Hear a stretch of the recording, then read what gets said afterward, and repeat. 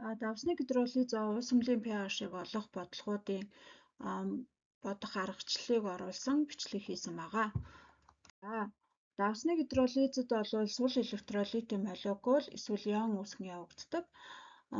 Усны молекулууд давсны ионуудын хоорондох бол солилцох хурлын дүнд бол энэ маань явагддаг байгаа. Тэгэхээр гидролизад бол зөвхөн сул хүчлээс сул суурийн үлдэгдэл ионууд оролцдог. Гидролизын процессд бол уус мал дах бол ус төрөгчийн катион ба гидроксил ионы анионуудын концентрац нь бол өөрчлөгдөж байдаг. Гидролиз бол шатлан явагддаг. Ихэнх тохиолдолд бол зөвхөн нэгдүгээр шатаар явагддаг. Мөн гидролизын шат бүрт бол давсны нэг ионд усны нэг молекул оролцдог. Гидролиз эргэдэг процесс байдаг өгөө түүний тэнцвэр нь бол зүүн тийш анхны утас үүсэх шигэлт бол хүчтэй шилжиж байдаг. Гидролизийн урвалын тэнцвэр нь бол Ле Шателиегийн зарчимд бол захирагддаг. Усанд уусахгүй давс нь бол гидролизад ордоггүй. За одоо бүгдээрээ жишээ бодлого олгож бол натрийн карбонатын гидролизийн тэгштэглийг бол бичиж үзцгээе. За бодох аргачлал нь бол хэд хэдэн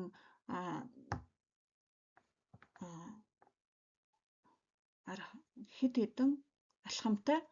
Тэгэхээр эхний алхам бол уг давсныхаа гарал үүслийг нь бол тодорхойлно. Тэгэхээр бидний хувьд бол натрийн карбонатыг бид натрийн карбонатын давсныг гидролизыг бичих гэж байгаа. Тэгэхээр натрийн карбонат маань бол натрийн гидроксил буюу хүчтэй суур, карбонатын нүүрсний хүчил буюу сул хүчлээс бүрдсэн үүссэн ийм давс байна гэж үзэж байна. За дараа нь бол давсны диссоциацийн тэгштэглийг бичнэ. Тэгэхээр натрийн карбонат маань бол натрийн катионы 2 г атом мөн карбоксид бүлгийн 1 анионыг үүсгэн диссоциацид орж болдог. За тэгвэл дараагийн шат нь бол сул электролит ион нь усны нэг молекултай харилцан үйлчлэлцэн. Тэгэхээр сул электролит маань бидний энэ жишээнд бол сул электролит маань бол нүүрсний хүчил байгаа. Тэгэхээр нүүрсний хүчил буюу карбоксил ион маань давсны устай урвалд орохоор бодоод ингээд харилцан үйлчлэлээр нь дараах тэгштэглийг бичиж байна. Тэгэхээр энд бол карбоксил ион маань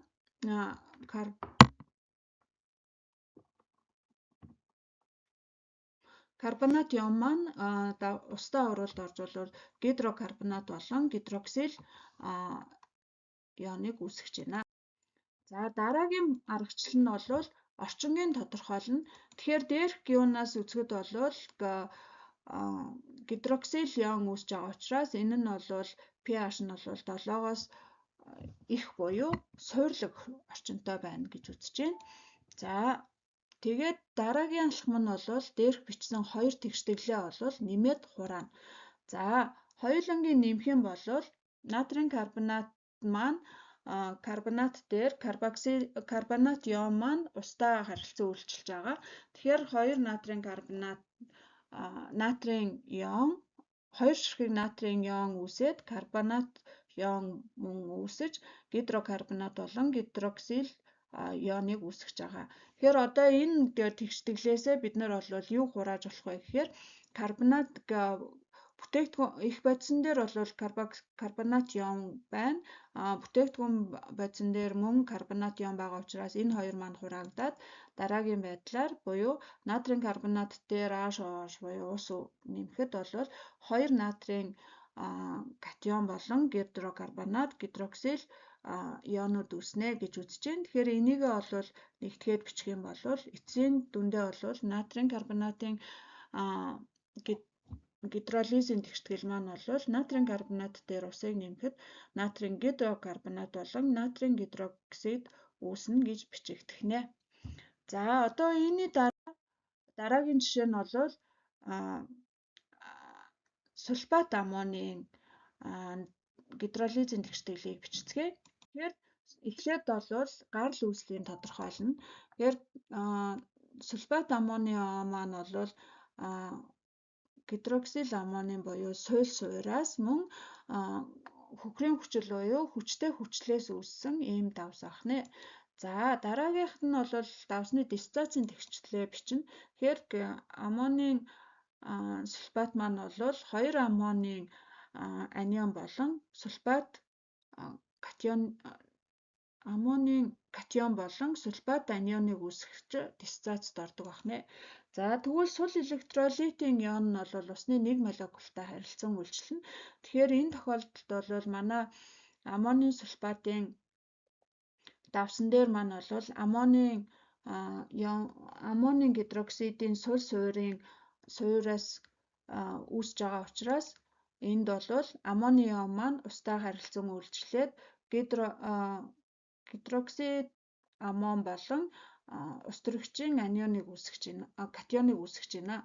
Тэгэхээр эндээсээ болвол орчин нь бол pH нь 7-оос бага буюу хүчлэг орчинтой гэж гарч ирж байна. Тэгээд дээрх хоёр үндсэн тэгштэглийг нэмээд бол хураах юм бол их бодисон дээр аммонийн гидроксид, бүтээгдэхүүн бодисон дээр 2 аммонийн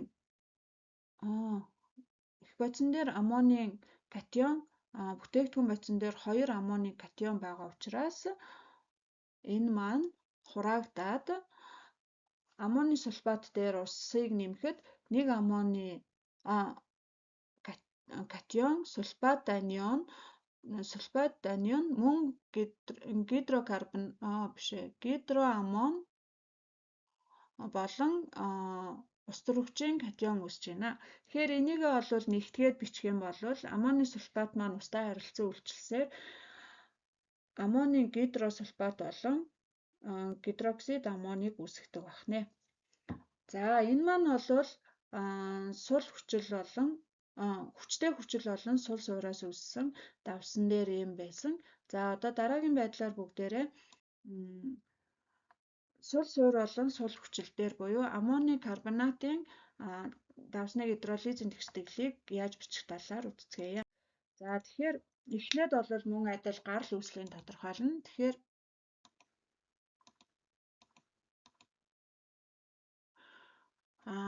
аммонийн гидроксид буюу сул суур, аммонийн карбонатын давс буюу сул хүчлээс үүссэн давс байна. Тэгэхээр давсны диссоциацийн тэгштгэл нь бол 2 аммонийн катион, карбонат анионоос үүснэ гэж диссоциац нь бичигдэж байна. За тэгээд сул электролит ион нь бол усны нэг молекултай харилцан үйлчлэнэ. Тэгтэл энд бол хоёулаа сул байгаа учраас аммон аль аль нь устай харилцан үйлчлэнэ. Тэгснээр энд бол гидроксид аммон болон гидрокарбонатын анион үүсэж байна. За тэгвэл эндээс бол орчингийн тодорхойлох юм бол одоо аль нэг орчин нь илүүдэл биш байгаа учраас энэ нь бол pH нь бол 7-той тэнцүү буюу саармаг гэж үзэж байна. Тэгээд дээрх хоёр тэгштэглийг нэмээд хураах юм бол аммонийн карбонат дээр усыг нэмж өгснөөр устай харилцан үйлчилснээр бол гидрокарбонат аммон болон гидроксил аммоныг үүсгэх нэ. Анхаарал хандуулсанд баярлалаа.